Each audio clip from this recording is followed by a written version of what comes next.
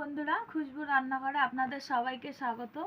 আশা করি আপনারা সবাই খুব ভালো আছেন, আমিও ভালো আছি। তো আমি আজকে একটা দারুণ রেসিপি নিয়ে এসেছি। রেসিপিটা হলো চিংড়ি কচু। তো চিংড়ি কচুটা আমি শাকই বানাবো। তো চিংড়ি কচুর শাক আমি কিভাবে করব আপনারা দেখে নিন। আগের থেকেই গরম বসিয়ে দিয়েছিলাম, এবার তেল দিয়ে দেবো কড়াইতে।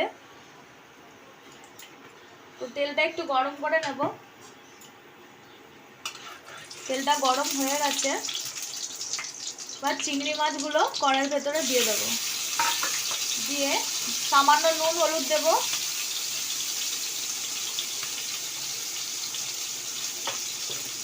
মাছগুলোকে লাল লাল করে একটু ভেজে নিতে হবে। লাল করে ভাজা হয়ে গেছে, এবার তুলে নিতে হবে। এর ভিতরে পরিমাণ মতন তেল দিয়ে দিতে হবে।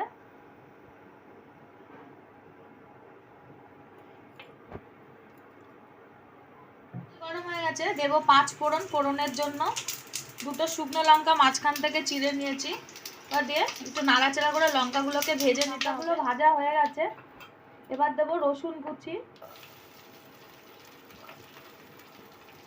একটু নাড়াচাড়া করে নেব। তারপরে দেব পেঁয়াজ কুচি,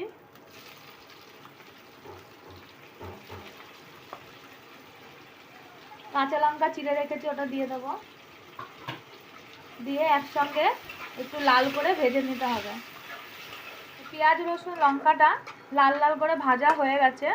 লঙ্কা রসুন আর পেঁয়াজটা একটু বেশি করেই দিতে হবে। লঙ্কার থেকে রসুন আর পেঁয়াজ বেশি লাগবে, পরিমাণ মতো লঙ্কা দিতে হবে। এবার দেব আমি স্বাদ অনুযায়ী নুন দিয়ে দেবো। দেব হলুদ গুঁড়ো, দিয়ে একসঙ্গে একটু নাড়াচাড়া করে নেব।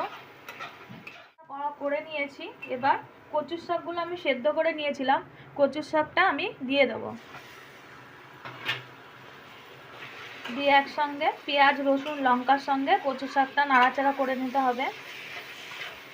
কিছুক্ষণ এরকম করে নাড়াচাড়া করতে হবে। নাড়তে নাড়তে কচুর শাকটা একদম অল্প হয়ে গেছে।